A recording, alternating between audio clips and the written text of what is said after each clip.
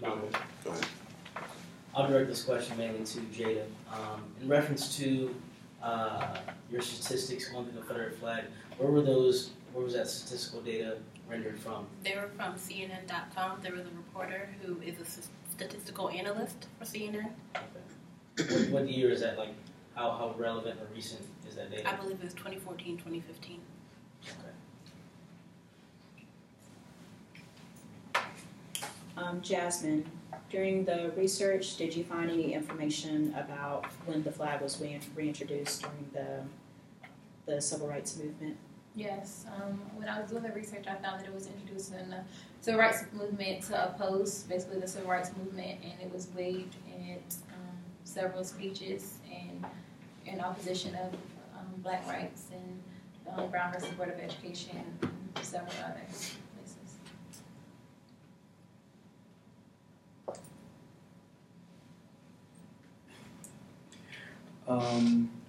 The quandary. What was your source found for when the union was formed? When the union was formed, it was Kevin Thornton, the Confederate flag and the meaning of Southern history.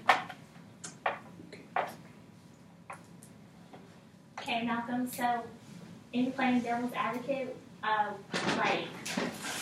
where did you find the information for why people are in support of the Confederate flag? Southern Cultures by Jonathan Lieb.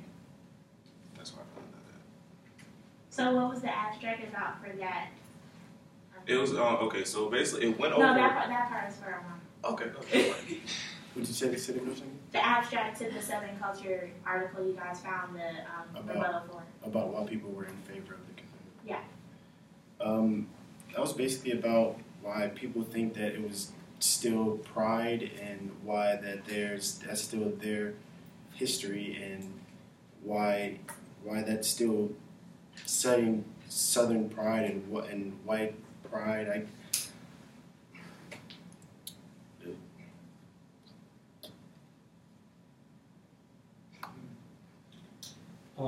My question, is that an answer?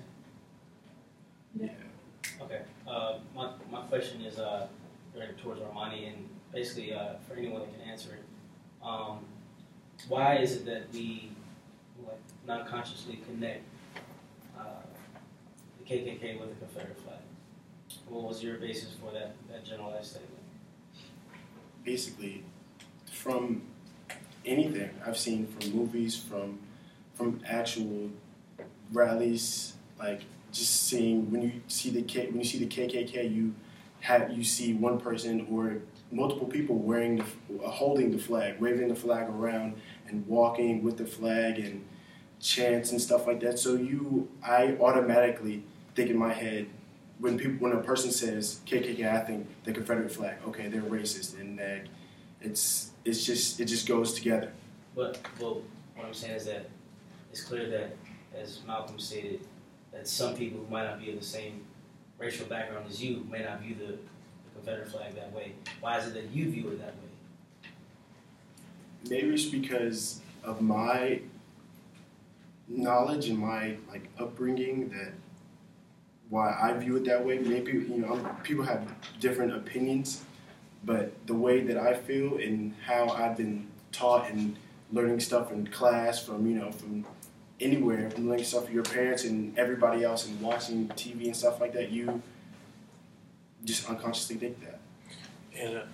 But I'm gonna back him up on that. Like, I guess it's just doing research on the Confederate flag and just trying to see what as Malcolm presented, the heritage of going to the background of actually finding out what and why the flag was made, where it was made from, and just, I guess, trying to find your basis of the flag. Because at first, truthfully, I didn't know anything about the Confederate flag until I started researching for this. So just going and doing your research and just doing the history of both sides of why people want to keep it up and why people want to keep it down, well, take it down, it's just a way to, I guess, find your side. I was like, I don't particularly relate it directly to the KKK, but growing up, I just knew that it was bad. And until I did actual research on it, I found out what it meant and why blacks didn't like it and why we felt that it should be taken down. But I didn't directly connect it to the KKK. But I have seen pictures of them raising it as well as other people raising it. I mean, even black people raising it, which was kind of different for me to see that because I had never seen it before. I never knew that there were blacks who supported the Confederate flag being raised. I had a question for Shamar. Why do you think the massacre of the Charleston Nine led to the removal of the Confederate flag? It led to the removal of the Confederate flag because when he murdered those 9 African Americans, then people started, like I said, having riots and protests because he stood by the Confederate flag. There were many pictures of him holding the Confederate flag. He was proud of what he did, and he stood by the American flag. I mean, not American, but Confederate flag, excuse me. Just on Yeah, okay, about what time is it? 6 minutes, I think. So it's so how much is left, or it's all spent? Yeah, we're supposed to do 10. Okay. Yeah, I have another question. You go ahead, I'll go. All right. Forgive, I might have forgotten this part. Was there much mention of how racialized the Confederate flag is, how it's viewed by one race or as towards the other? Yeah. Could you expound on that a little bit and talk about your sources where that's from? Yeah, there was 75% of white Americans, they believe that it's a symbol of pride, while 18% thought of African Americans symbolized it as hatred. And it differs between like the South and the North. Like in the South, it was 75% of whites and then 18% of blacks.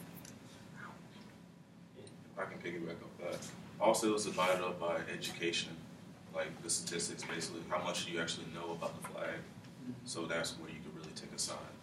That's what they really highlighted in the article. So did that, their perception of the flag as either pride or heritage or hate and violence, did that influence them wanting to take the flag down or allow it to be raised and influence their support?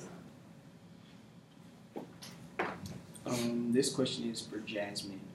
With the three men that you mentioned designing each of the flags, was there any history on these men? Were they members of the KKK or supporters of the flag itself? I'm not sure. I know they were supporters of the Confederacy. I do know that the one who made the first flag was also the designer of the Confederate uniform. And so he was a designer, famous designer, I think, from Europe.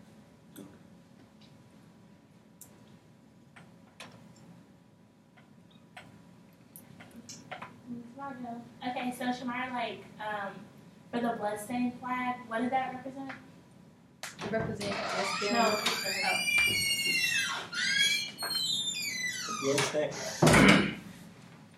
The bloodstain, well, like, each of the Confederate flags that were made, they each represented the Confederacy, they each represented the slavery, white supremacy.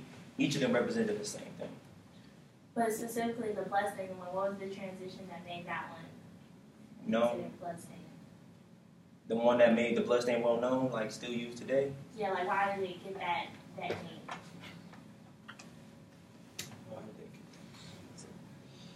Well, like the war, they got the name because of the war, the Civil War, and they used that flag as a symbol of the Confederacy. They waved the flag during the war.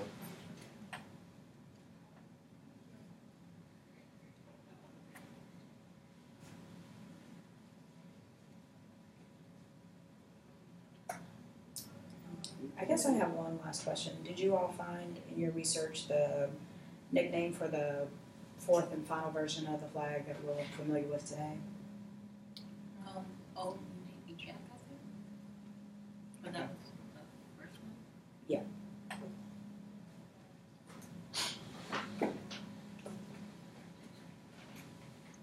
What's the name of the flag? Old Navy Jack. Old Navy Jack.